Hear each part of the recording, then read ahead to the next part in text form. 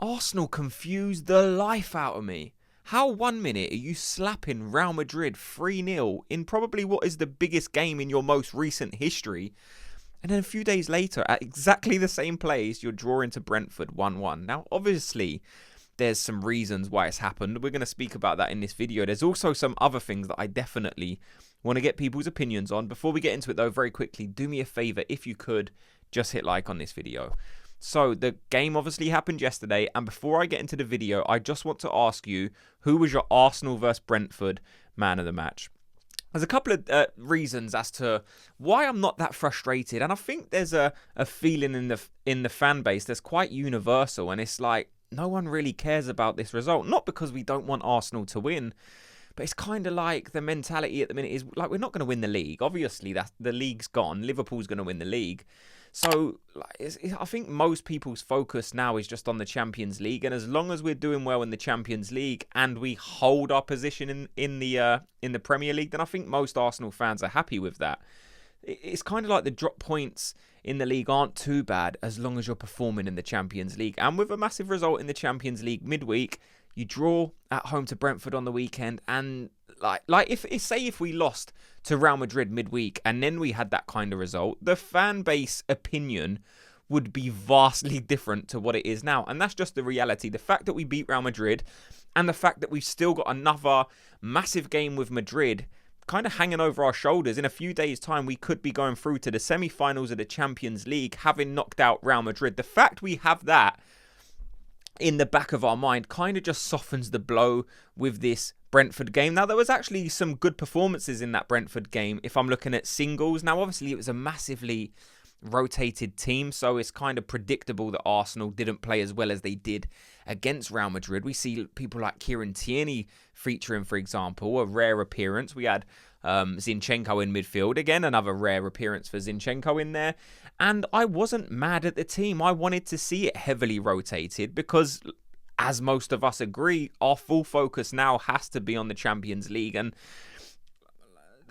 there's one frustration I have in that game, and it's kind of just that tackle, like the red card tackle, which should have been a red card on Martinelli. Again, just shows the lack of consistency in this league. You can bet your bottom dollar, if that was an Arsenal player who made that challenge, no one can tell me that wouldn't have been given as a red card, because like I thought scissor tackles at knee height is a red card. I thought that's in the rule book. Unless they've changed it, for the last 20 years that's been a red card. So the fact that it's not been pulled up now in this moment when there's such a magnifying glass on all these referees' performances and VAR, it just shocked me that something like that didn't really get a look in. Because in my opinion, if that was an Arsenal player, say if that was, I don't know, Declan Rice or Thomas Partey making that type of a challenge, in my opinion, there's no way that doesn't get given as a red card, or at least the referee gets told to go and have a look at the monitor because it was a dangerous challenge. So that one confused me for sure. Another thing that's kind of frustrating is the fact that Thomas Partey had to be taken off with an injury, or what seemed like an injury. Now, at the time of recording, there's no concrete update. The kind of message I'm getting from various people that I'm speaking to is the fact that it was just a precaution. He was asked to play a position that is actually very risky. If you think about Thomas Partey, like, he's got so many qualities of his game that are brilliant, but one of them is not his legs. Like, he's not only is he not lightning quick, but he's always at risk of an injury. So to play him at right back after putting in that shift against Real Madrid in centre midfield, he was the best midfielder on the pitch by a mile, by the way. And then you drop him to right back, which is a position that you're being asked to do so much legwork. Like, you're asked to bomb forward, get back, overlap. And the fact we saw that, I was kind of watching that game thinking his hamstring's going to rip off the bone any second, because there was times where he was running flat out, keeping up with some of the quickest players in the league. Like, Brentford have some fast attackers, and Thomas Partey was, keeping level with them at times. And like, I don't know, I just watched that kind of thinking, I'm not sure this is the right position to give Thomas Partey that amount of time at right back against this speedy Brentford attack. And the fact that he was getting forward and when someone had the ball, they was waiting for him to overlap. So then he was having to go that bit of extra distance, and it was kind of like, and then we lost the ball, and then he had to track back. And I was just like, oh my God, the amount of running Thomas Partey is doing, just keep him fit. Because if you don't have Thomas Partey for that game against Real Madrid, I can tell you one thing, you're struggling. And like, it's going to be difficult against Real Madrid, like especially that first 20 minutes. I think that's what a lot of people are saying online. If they score within the first 10, 15 minutes, Real Madrid, then Arsenal are in a world of trouble. There's also some panic out there that Real Madrid are going to buy the referees and give Arsenal a dodgy red card and give Real Madrid a penalty. I can't speak on any of that. I obviously hope it doesn't happen, but I don't know what happens behind the scenes. But speak about the Brentford game, because look, Declan Rice seems to be the last couple of games, as you guys know, like that Real Madrid performance giving him such a boost, because the positions Declan Rice was taking up and the way that he held onto the ball for that Thomas Partey goal, which was a lovely finish by Partey, by the way. And he did play very, very well, Thomas Partey, once again, even though it's not his favoured position.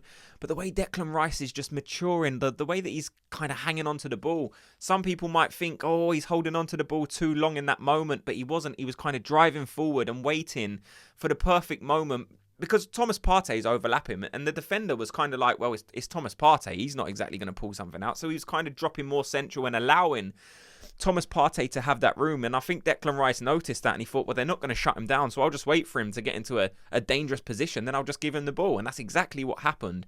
And Thomas Partey played it so well. And I'm actually going to give the man of them, it will be between them two for me, Thomas Partey or Declan Rice. I think for the assist, I'm going to go Declan. I'm going to share it, because they was both brilliant in my opinion.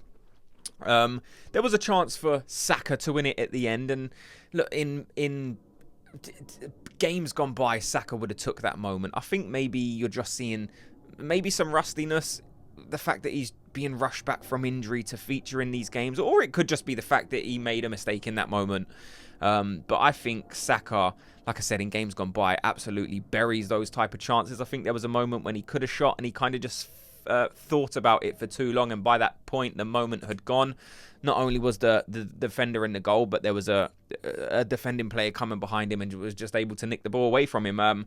So yeah, I'm sure Saka will be frustrated about that chance. But another kind of thing that I notice is just the fact that we've got no Ben White again. Like, what is happening with Ben White? This is like the slowest return from an injury that I can remember in a long, long time, because Ben White seems to be available 1 minute, and then all of a sudden he's not even on the bench, and he's not fit enough to make the bench, and then he'll make a return, and then he'll get on, and he looks okay. Yeah, maybe he looks a bit rusty because he's missed so much football, but then the next game he's missing from the whole team sheet, and it's like, I just can't put my finger on why Ben White's taking so long to get back to fitness.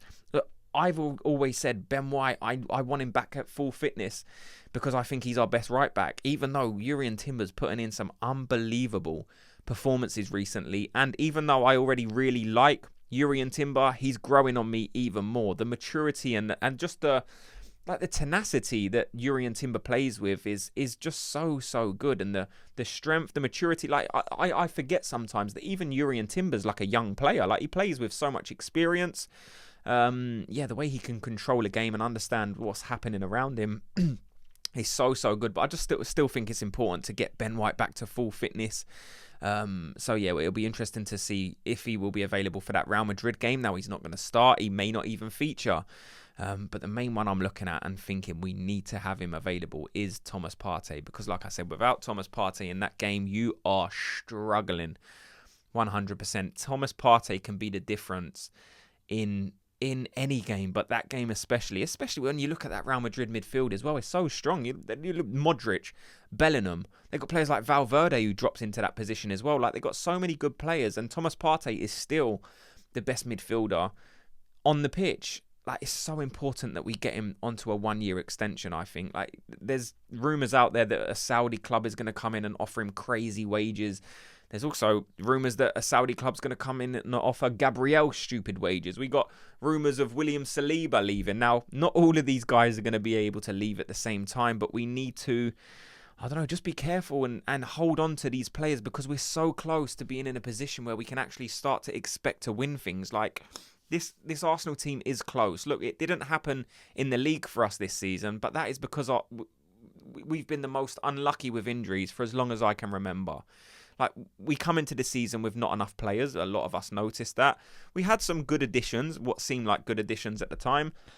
But we need to be clever in summer in how we go about it, because we are so close to being the team that can win the Champions League, that can win the Premier League, and in my opinion, in fact, a team that can go on and win the double. But you need to have the personnel available. I think Mikel Arteta is starting to show that he has the ability in Europe now to manage these type of games, to get results against these huge managers. Like, you look at his record against, like, the top 6 teams in the Premier League, and now increasingly game by game his record against these big European clubs, like, it's actually very, very good. Like, we beat PSG this year, we've obviously beat Real Madrid this year. Like, we're getting some good wins under our belt, and now it's time for us to kick on to that next level. I don't know, let me know your guys' thoughts on who you think was the man of the match in the game yesterday against Brentford. Let me know your thoughts on the game. Let me know your thoughts on Thomas Partey, on the red card, and I don't know, what's your feeling going into that Real Madrid game? Of course, we will be doing more videos in the build-up to that game. Like I said, thanks for watching. Before you go, do me a quick favour, just hit like and subscribe, and I'll speak to you all in tomorrow's video. Gooners, have a good day.